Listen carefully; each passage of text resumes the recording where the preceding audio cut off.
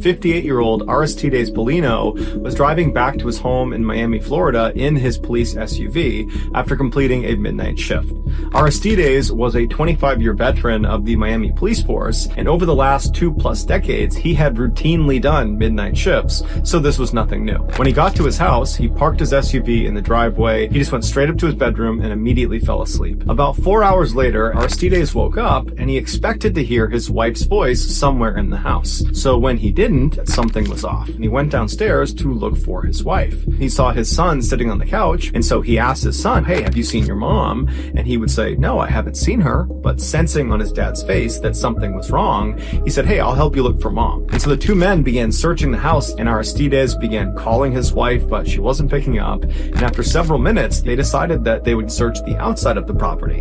When they got outside, Aristides went toward the back of the property, and his son went towards the front, down towards the driveway. And so as Aristides is making his way around the back of the property, he hears his son scream out for help.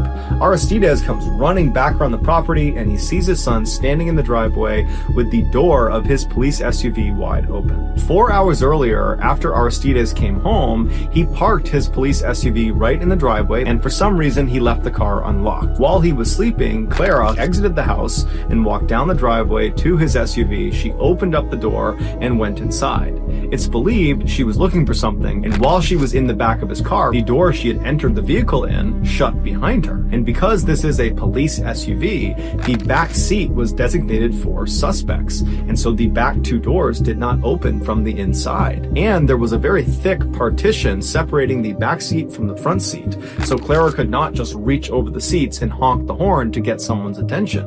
And Clara did not have her cell phone, so she couldn't call anyone for help.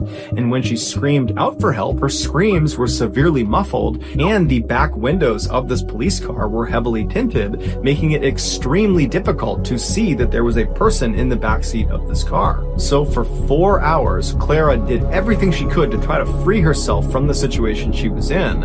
All the while, the temperature inside the car continued to go up. The SUV was parked in full sunlight, no shade whatsoever, and the temperatures that day were over 90 degrees Fahrenheit.